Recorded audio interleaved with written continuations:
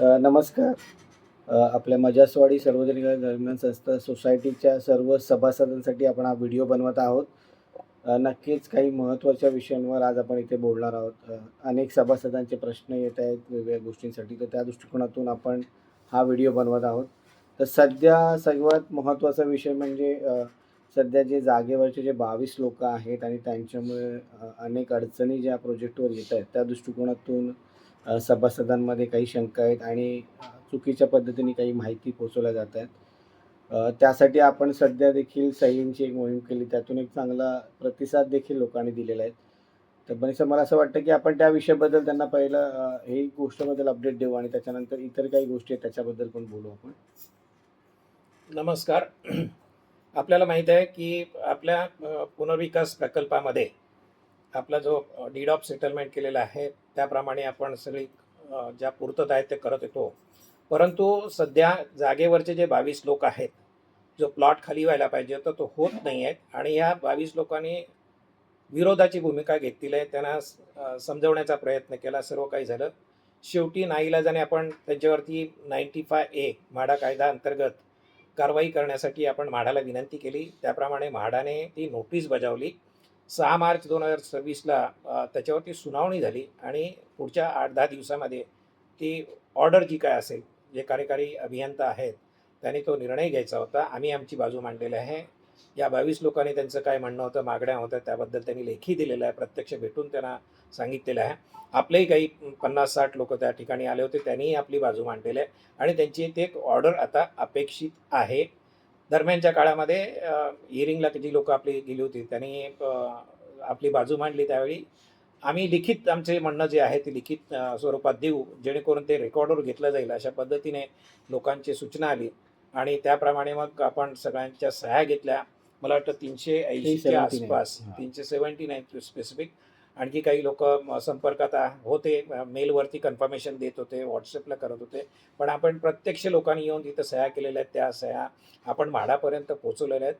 579 पैकी 379 लोकांनी सह्या केलेल्या आहेत आणि त्यांचं म्हणणं असं आहे की आमचा प्रोजेक्ट डिले केला जातो या 22 लोकांसाठी ज्यांची संख्या 4% आहे. 579 ते 4%पेक्षा कमी असलेल्या लोकांनी या वेटीस धरलेला आहे आणि त्याचा प्रोजेक्टवरती परिणाम झालेला, लोकांचं घरभाडं थांबलेलं आहे आणि याच्यावरती लवकरात लवकर कारवाई करून हा प्रोजेक्ट मार्गी लावावा अशी विनंती आपण त्या पत्रामध्ये सर्वांच्या वतीने केलेली आहे आणि ते पत्र आपण म्हाडाला पोहोचवलेलं आहे आणि तो पत्राची प्रत आपण ग्रुपवर देखील पब्लिश केलेलं आहे. आपण सांगितल्याप्रमाणे जे काय म्हटलंय ते आपण त्या पत्रामध्ये लिहिलेलं आहे. त्याचप्रकारे सभासदांनी हिअरिंगच्या वेळेत असं सांगितलेलं की आमच्या काही म्हणजे बँक गॅरंटी म्हणा किंवा अशा विषयांसाठी त्यांनी पत्र दिलेलं आणि म्हाडाने आपल्याला सांगितलेलं की त्यांच्या ज्या काही त्यांना डॉक्युमेंट्स लागणार असतील तर ते त्यांच्यापर्यंत पोहोचवा. हो, त्यावेळेतला अनुभव अर्थात आपण हिअरिंग म्हटल्यानंतर जे लोकांचं काही म्हणणं असतं, काही डॉक्युमेंट्स असतं, ते म्हाडाच्या कार्यकारी अभियंत्याने जे आपल्याला निर्देश दिले की त्यांना जे डॉक्युमेंट्स पाहिजेत, म्हणजे त्यांच्या वकिलाने जी मागितली होती, त्याच अनुसरून आपल्याकडे जी डॉक्युमेंट्स होत्या त्याच्यामध्ये सेटलमेंट डीड असेल, NCLTची ऑर्डर असेल, आपण दिलेल्या स्पष्टीकरणाची प्रत आपण लोकांना देण्यासाठी आपण इथे बनवली. आपण लोकांना कॉल केले, या 22 लोकांनी. काही लोकांनी फोन उचलले नाही, काही लोकांनी फोन उचलले, त्यांना इथं बोलवलं की बाबा तुमची डॉक्युमेंट्स तुम्हाला देतो. 22 जणांचे सेट आपण बनवले होते. पण त्यांचं असं म्हणणं पडलं की आम्ही घेणार नाही, वकिलांना पाठवा किंवा काय असं. म्हणजे तिथे अगोदर बोमाबोम चालली होती की आम्हाला डॉक्युमेंट्स मिळत नाहीत. इनफॅक्ट आम्ही ज्यांनी डॉक्युमेंट्स मागितले त्यांना दिली. काही लोक उगाचच डिले करायचं, काहीतरी नाटकं करायची, कारणं काढायची नाही, टाळायचं आणि बोमाम करायची की आम्हाला डॉक्युमेंट्स मिळत नाहीत. तर त्या अनुषंगाने आपण सगळे डॉक्युमेंट्स त्यांना द्यायची ते तयारी ठेवली, घेतली नाहीत. आम्ही आमच्या पद्धतीने ते स्पीड पोस्टने प्रत्येकाला पाठवलेली आहेत. म्हाडालाही आम्ही कळवलं या लोक घ्यायला तयार नाहीत, त्यामुळे आम्ही स्पीड पोस्टने पाठवलं. त्यामुळे कंप्लायन्सच्या दृष्टीने आपण ते सगळं केलेलं आहे. आता म्हाडाने त्याच्यावरती निर्णय घेऊन ऑर्डर काढायची आणि आपण त्यांच्या लीगल टीम ज्यांनी पत्र दिलेलं त्यांना देखील आपण ती प्रत व्हॉट्सअप आणि मेलवर पाठवले, त्यांना व्हॉट्सअपवर पाठवलं. त्यांना जे काही डॉक्युमेंट त्यांच्याकडून आत्ता आपल्या अधिक काही रिप्लाय आलेलं नाही, म्हणजे त्यांचं समाधान झालं असं समजूया. आता महत्त्वाचं म्हणजे लोक म्हणतात की एवढ्या सगळ्या गोष्टी होतात, हा कुठेतरी जाणीवपूर्वक डिले तुम्हाला असं कुठेतरी जाणवतो आहे का? एक निश्चित आहे. आपण काही दिवसापासून अनुभवतोय, काही महिन्यापासून आपल्याला सगळं माहिती आहे. खेदाने यावेळी आता सांगावं लागतंय की आपल्या ज्या विभागाचे खासदार आहेत, रवींद्र वायकर साहेब, यांनी या 22 लोकांच्या पाठीशी ठामपणे उभे राहिलेले आहेत आणि यांच्यावरती कारवाई होऊ नये, यांनी खाली करू नये.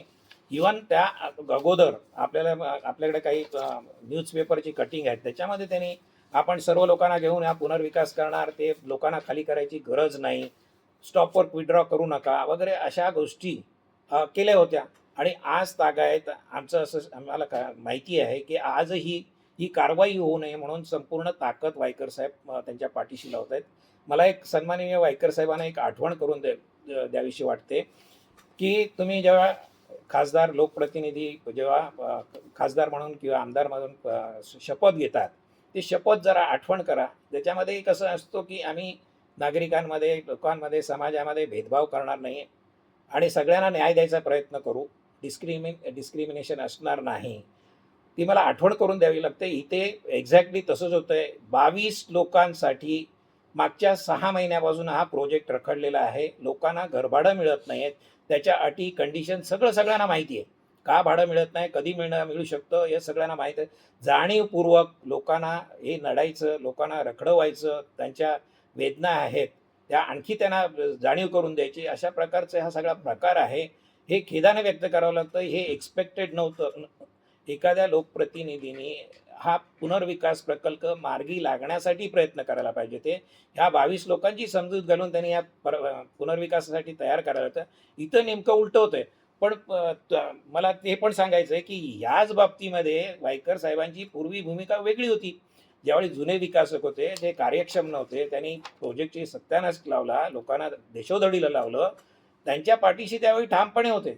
आपल्याकडे एक पत्र आहे, तू पाहिजे तर दाखव. आपण वेळोवेळी त्या पत्राची हे केले की 2012 मध्ये वायकर साहेब 2013 मध्ये ज्यावेळी म्हाडाची आपल्याकडे फायनल NOC नव्हती, BMCची फायनल IOD नव्हती, प्लॅन मंजूर नव्हते, म्हाडाचा प्रीमियम भरला गेला नव्हता, त्यावेळी सन्माननीय वायकर साहेब म्हणतात की मी सगळ्या डॉक्युमेंटची शहानिशा केली आणि मी माझं असं मत बनलं की हे लोक विरोध करतायत आणि स्पेसिफिक त्यांनी म्हाडाच्या 95A अंतर्गत कारवाई व्हावी असं पत्र त्यावेळेच्या हाऊसिंग सेक्रेटरीने दिलं.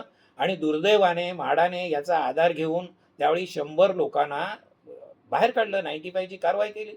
अमानुष, मी वेळोवेळी बोल, अमानुष लोकांना हाताला धरून त्यांचं सामान बाहेर काढून कारवाई केली. आज आम्ही लिगली NCLT मधून आलेला विकासक आहे, ते सेटलमेंट डीड झालेले आहे, ते NCLT कोर्टात सादर केलेलं आहे.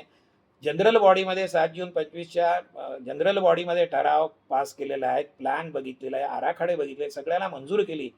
इथे बहुमताला किंमत आहे की नाही, सोसायटीच्या सर्वसाधारण सभेला किंमत आहे की नाही. आज वेगळ्या पद्धतीने असं प्रोजेक्ट केलं जातं आहे की आम्ही काहीतरी चुकीचं करतोय. आज आम्हाला लोकांचं समर्थन आहे. आजही आता आमच्याबद्दल अपप्रचार केला जातो की चुकीच्या पद्धतीने निवडून आले, आश्वासनं दिली होती. पण सद्य परिस्थितीमध्ये आपल्याला काय मिळू शकतं, अनेक विकासकांशी बोलल्यानंतर अनेक जणांनी बॅकआउट केलं, त्यानंतर याच्याशी आम्ही हार्ड नेगोशिएट करून जे एक प्रस्ताव आणला त्याला सर्वसाधारण सभेने मंजूर केलं आणि आजच्या तारखेला सुद्धा लोक त्याच्यावरती ठाम आहेत. त्यांना फक्त हा प्लॉट खाली केल्यानंतर त्यांना घरभाडं आणि पुढच्या 36 महिन्यामध्ये घर मिळण्याची अपेक्षा आहे. आता लोक 22 लोकांसाठी काय अचीव करणार आहेत आम्हाला माहिती नाही. मग तुम्ही फक्त 22 लोकांचंच बघणार आहात का? 22 लोकांचा इथे राहण्याचा उद्देश काय, त्याची कारणं काय, त्यांना साध्य काय करायचं आहे, नेमकं ते कोण त्याच्यामधून काय अचीव करणार आहे, हा प्रश्न आज आमच्या समोर आहे. लोक आज भाड्याशिवाय जे एक रखडलेलं होतं, चालू झालं होतं आणि आता आम्ही दृष्टिक्षेपात होतं की आता आमचं भाडं चालू राहिलं आणि प्रोजेक्ट पूर्ण होईल. पण हा जो खेळ खंडोबा केलेला आहे आणि त्याच्यामध्ये त्याच्यासाठी वायकर साहेबांचा पाठिंबा किंवा ते राजकीय ताकद लावत असतील तर खरंच आमच्या सगळ्या लोकांचं दुर्दैव आहे. आणि हे त्यांच्या लोकांकडून बोललं जातं पण आहे. हा, जाहीरपणे बोलतात की वायकर साहेब आम्हाला खाली करू देणार नाहीत, उद्या कारवाई झाली तर वायकर साहेब उभे राहतील, वायकर साहेबांना हा मान्य नाही. अरे का, वायकर साहेबांनी काय अपेक्षित आहे, काय करायला पाहिजे होतं? त्यावेळी आम्हाला 750चं घर मिळत होतं, वायकर साहेबांना आश्चर्य वाटत होतं, अरे 750 तुम्हाला पार्किंग कशाला पाहिजे, तुम्हाला 15% तो देणार कसा? इनफॅक्ट त्यावेळेच्या आत्ताची कमिटी त्यांच्याबरोबर नाचते आहे, त्यांनी 15% सोडण्यासाठी विशेष सभा लावून घेतली आणि ती मंजूर करून घेतलं आणि आज बोलतात ते 15% मिळायला पाहिजे, तो विकासक डुबल्यानंतर. आणि महत्वाचं म्हणजे ही आजची जी जुनी कमिटी होती ती आज जर पुढाकार घेते त्यांच्या सहकार्याने त्यांनी जे प्रोजेक्टची वाट लावली आहे जे 300 फ्लॅट सेलचे बनून उभे राहिलेले आहेत त्याच्यात आज कोणाचा काय स्वार्थ आहे मला कळत नाही. 22 लोकांचा उद्देश काय, ते कोणाच्या मागून धावतायत आणि कोणाला फॉलो करतात मला कल्पना नाहीये. पण एकच मला असं वायकर साहेबांना विनंती करत आहे, तुम्ही संविधानिक पदावरती आहात आणि सन्माननीय आहात. या या विभागामध्ये अनेक वर्ष तुम्ही लोकप्रतिनिधी राहिला आहात. तुमच्या एक शब्दाला किंमत असते. आज म्हाडाची 95ची जी कारवाई झालेली आहे आणि ती सुनावणी झालेली आहे, ही एक न्यायालयीन प्रक्रिया आहे. या ठिकाणी कार्यकारी अभियंता हे जज असतात आणि या प्रक्रियेमध्ये ही प्रक्रिया जलद गतीने व्हावी म्हणून तुम्ही सहकार्य करायला पाहिजे, की त्याच्यामध्ये हस्तक्षेप करू नये ही विनंती आहे. तुम्ही ऑलरेडी कारण म्हाडावरती तुम्हाला काही शंका आहे का? म्हाडा चुकीच्या पद्धतीने इथे निर्णय घेईल का? कारण म्हाडाचा अधिकार आहे, त्यांचं ज्युरिडिक्शन आहे. ते जो काय निर्णय घेतील ते घेऊ देत ना. तर त्याच्यामध्ये हस्तक्षेप करू नये. मला माहित नाही त्यांचा हस्तक्षेप आहे की नाही, पण जे आपल्याकडे जे कम्युनिकेशन आहे आणि जी आपल्याला माहिती मिळते त्यातून असं स्पष्ट दिसतंय की वायकर साहेबांच्या पाठिंब्यामुळे हे लोक घरं खाली करत नाहीत आणि त्यांना काही अपेक्षा असतील किंवा त्यांनी काही ठरवलं असेल.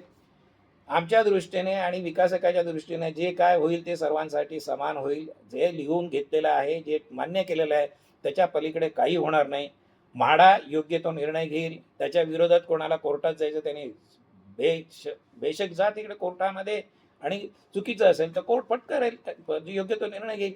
पण आजच्या घडीला एवढं निश्चित आहे की ही सगळी मंडळी वायकर साहेबांच्या पाठिंब्यावर आपल्याला वेठीस धरतायत. याला पुनर्विकास प्रकल्प आपला लेट होतोय.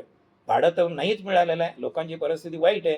पण हे 6 महिने आमच्या आयुष्यातले पुन्हा या लोकांनी घालवलेले आहेत. आणि महत्त्वाचं म्हणजे हे तुम्ही बघू शकता की 2013ला त्यांची भूमिका होती की कारवाई करून, आणि परत म्हाडासोबत मिटिंग घेऊन ते म्हणतायत की पहिले सगळ्या घरांना खाली करायचं नाही म्हणून.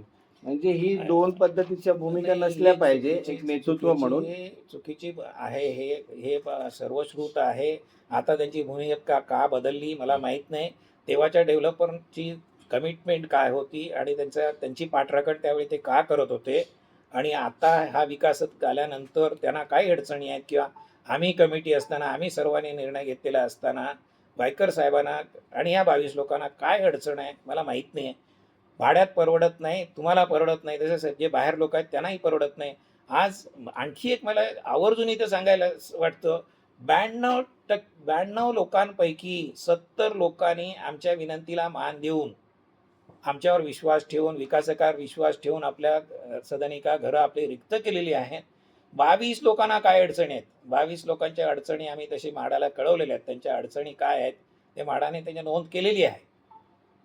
तर एकच विनंती आहे, जे काय असेल तुमचं म्हणणं असेल, तुम्हाला संधी आहे, म्हाडामध्ये संधी आहे, उद्या कोर्टात जायला तुम्हाला संधी आहे, पण इथे लोकांना वेठीस धरू नका, त्यांचा अंत पाहू नका.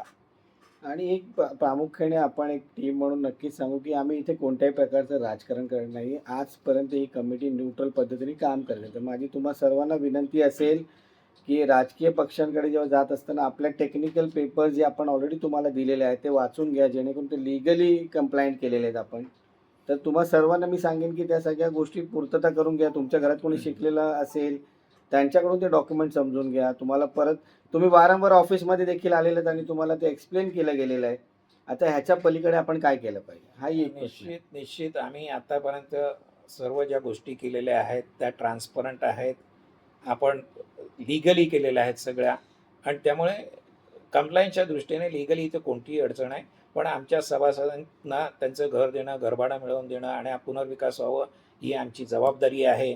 आता कोणी विरोध करत असेल, आणखी काही गैरसमज पसरला आणि कोणाचं काही टार्गेट असेल तर त्यांना लखलाभ आमच्या लोकांच्या हितासाठी जे काय करायला लागणार आहे ते आम्ही करतोय. लोकांनी निश्चिंत राहा. महाराष्ट्राचे मुख्यमंत्री माननीय देवेंद्र फडणवीस, उपमुख्यमंत्री एकनाथ शिंदे साहेब यांच्यापर्यंत आम्ही पोहोचतोय. आमची भूमिका त्यांच्यासमोर मांडणार आहे. आमच्यावर अन्याय होते स्पष्ट दिसतं. म्हाडाच्या धोरणाप्रमाणे किंवा जनरलसुद्धा 51% मेजॉरिटी असली तर पुनर्विकास प्रकल्पामध्ये तो कोणतीही अडचण निर्माण होऊ शकत नाही. इथे 96% 96% लोक फेवरमध्ये असताना, समर्थन असताना, निव्वळ 4% लोकांच्या कोणाच्या तरी स्वार्थासाठी, इगोसाठी, अहंकारासाठी आम्हाला जर वेठी धरणार असतील तर आमची बाजू आम्ही रोखठोक जिथे जिथे मांडावे लागेल तिथे मांडणार आहेत. माझ्या सर्व सहकाऱ्यांना, आमच्या सभासदांना विनंती आहे, हे जे चाललेलं सगळं प्रकार आहेत याचा तुम्ही सगळ्यांनी विचार करा. मला जसं कमलेश बोलला, आम्हाला याच्यामध्ये राजकारण करायचं नाही. आमचं एकच साध्य आहे, जे आम्हाला साध्य करायचं आहे ते आमच्या लोकांना घर आणि तोपर्यंत अखंडितपणे घरभाडं मिळायला पाहिजे. 92 लोकांना त्यापैकी ज्या 70 लोकांनी खाली गेले त्यांना त्यांचा कॉर्पस फंड मिळालेला आहे, 1 वर्षाचं ॲडव्हान्स भाडं मिळालेलं आहे, त्यांचे ॲग्रीमेंट्सही करून मिळालेले आहेत, त्यांना पुढच्या वर्षीचं चेक सोसायटीकडे. असं सगळं असताना कोणाला याच्यामध्ये काही आनंद मिळत असेल तर ते खरंच खेदाची गोष्ट आहे. ते करू नये अशी पुन्हा एकदा विनंती. आणि मला असं वाटतं की हे जर असंच चालत राहील तर ज्या 10 वर्षाच्या संघर्षात जसं आम्ही आंदोलनं केली, इतर गोष्टी केल्या, तर वेळ आली तर ते देखील करू, हे मी जाहीर नक्कीच पद्धतीने नाही, वाणीसाहेब नक्कीच सांगतो. नाही. कारण इथे वेटीस धरता येणार नाही. 300-350 लोकांना त्यांचे घरं भाडं मिळत नाहीये. त्यांचे घरातले हाल जे होत आहेत, या नेत्यांना कळत आहे की नाही मला माहीत नाही, पण ह्याची जाणीव त्यांना असली पाहिजे. नसेल तर हीच लोकं त्यांना जाणीव करून देतील. हे देखील मी तुम्हाला जाहीर पद्धतीने या नक्कीच व्हिडिओमधून पुढचे म्हणतो. 3-4 दिवस आम्ही म्हाडाची ॲक्शन काय होते याच्यावरती आपला पुढचा सगळा आपण जे काय ठरवतोय आंदोलन करायला लागेल. मग ते कशा प्रकारचं असेल आणि त्याची काय झळ कुठपर्यंत पोहोचेल, इथे आग लागलेली आहे, त्याचे चटके कोणाकोणाला बसतील ते त्यावेळी कळेल. आम्ही स्वस्थ बसणार नाही किंवा आम्ही स्वस्थ बसलोय किंवा शांत बसलोय याचा अर्थ आम्ही कमजोर किंवा संयम आहे आम्ही ठेवलेला आहे. लोकांचं घर मिळावं, त्यांना घरभाडा एवढा उद्देश आहे. आम्हाला राजकारण करायचं नाही. प्रसंगी आम्हाला जे जे काही करावं लागेल लोकांच्या हितासाठी ते आम्ही करणार आहोत. निश्चिंत राहा, पुढच्या 4-5 दिवसामध्ये काय डेव्हलपमेंट होते, म्हाडाकडून काय होते त्याच्यावरती आपला पुढचा दिशा ठरणार आहे. आणि आपण निश्चितपणे आज आणखी तुम्हाला एक आवर्जून सांगायला लागतं की आपल्या प्रोजेक्टकडे आजूबाजूच्या परिसरातील अनेक लोकांची नजर आहे आणि त्यांचाही पाठिंबा आहे. आम्ही जे स्ट्रगल केलेलं आहे त्यांची सहानुभूती आणि समर्थन देखील आपल्याला आहे. त्यामुळं पुढचं आंदोलन जर करायला लागलं ते आपल्यापुरतं मर्यादित नसणार आहे, त्याचा व्यापक ते असणार आहे आणि ते आपण तसं करू. आणि नक्कीच त्याच करू. प्रकारे परत एकदा मी म्हणेन, जुन्या कमिटीसोबत आज जी लोक आहेत, माझं ठामपणे मत आहे की ज्यांनी या प्रोजेक्टची वाट लावलेली आहे अशाच लोकांचा हात धरून जर तुम्ही आता पुढे जात असाल तर परत तुम्हाला तोच रस्ता दिसणार आहे. हे मी तुम्हाला आवर्जून सांगतो. कारण प्रत्यक्षात या जुन्या कमिटीनी विकासकासोबत हात मिळवून जे वाट लावलेली आहे प्रोजेक्टची, आज सगळे आपण घरात असतो. ह्या लोकांमुळे आज सगळे आज घराच्या बाहेर आणि आहोत. मला आश्चर्य वाटतं, आपले काही लोक जे जुन्या कमिटीने वाट लावली, आपल्याला एवढे 15 वर्ष केले, ज्यांनी 15% बिल्डरच्या घशात घातली ठराव पास करून, त्यांचे हात धरून आम्हाला 15% FSI मिळायला पाहिजे असं निर्लज्जपणे कसं काय म्हणू शकतात? म्हणजे काय कीव करावीशी वाटते या लोकांना? कुठे चालले तुम्ही? स्वार्थासाठी किती खालच्या लेवलला जाणार आहात? तुम्हाला 316 लोक आणि आत्ताची 70 386 लोक आणि 171 लोक PAAA साठी, आणि त्यांच्या त्यांच्या एबीसीडीचं पार्किंगसाठी रिपेअरचं सगळं काम सगळं ते राहिलेलं सगळे आहे. प्रतीक्षेत आहे. त्यांची गॅसची पाईपलाईन आहे, प्लॅन मंजूर झालं तर या गोष्टी सगळ्या करणार आहेत. आणि हे लोक नको ते विषय मुद्दे उपस्थित करून जे संपलेले आहेत तिथे आपला ते अडचणी निर्माण करणार आहेत. पण आम्ही आमच्या पद्धतीने करणार आहोत. जी प्रक्रिया करायला लागेल, जे करायला लागेल ते आपण करू. पुढचे 3-4 दिवस आपण वाट बघू, नंतर आपली दिशा ठरेल. तुम्हाला आवर्जून एक विनंती आहे, आपला संघर्ष संपलेला नाही. जोपर्यंत आपल्याला घरात जात नाही तोपर्यंत हा आपला संघर्ष करावा लागणार आहे असंच एकंदर दिसतंय. कारण ही काही विकृती आहेत त्या वेळोवेळी मी आज नावं घेत नाही, पण जाहीर सभा आपण एक थोड्या दिवसामध्ये जाहीर सभा आपण घेऊ आणि तिथे नावानिशी पुराव्यानिशी त्यांनी काय काय कांड केले आहेत, कशा काड्या घालायचा प्रयत्न केलेला आहे, कोणाचा काय उद्देश आहे हे स्पष्टपणे बोलणार आहे. आज तुर्तास एवढंच, फक्त हे अपडेट आहे तुमच्यासाठी. पुढे आणखी 4-5 दिवसांनी तुम्हाला अपडेट येईल. आपण जर काम झालं, आपली ऑर्डर निघाली तर आनंदच आहे, नाही झालं तर संघर्षासाठी तयार राहायचं आहे. घर भाड्याचा विषय गहन आहे, हे आपल्याला हे अचीव करायचं आहे. आपल्याला हा प्लॉट कोणत्याही परिस्थितीने खाली कराल, मग त्यासाठी जे काही प्रक्रिया करायला लागेल ते आपण करणार आहोत. आणि हे जे पत्र आपण जे काय आता दाखवतोय हे आपण मी या सगळे व्हिडिओ पुरावे सोबत हवेत बोलतच नाही, आपल्याकडे सगळं आहे. कोणाला काही बघायचं असेल ते येऊन बघा. हवेत काही बोलत नाही, कागदपत्राशिवाय लिखित ब्लॅक अँड व्हाईट मध्ये असल्याशिवाय बोलत नाही, हे निश्चित. आणि नक्कीच आपण हे व्हिडिओ सोबत जोडण्याचा प्रयत्न करू की जेणेकरून तुम्ही देखील ते वाचू शकाल आणि तुम्हाला ते स्पष्ट करेल. ठीक आहे, धन्यवाद. धन्यवाद.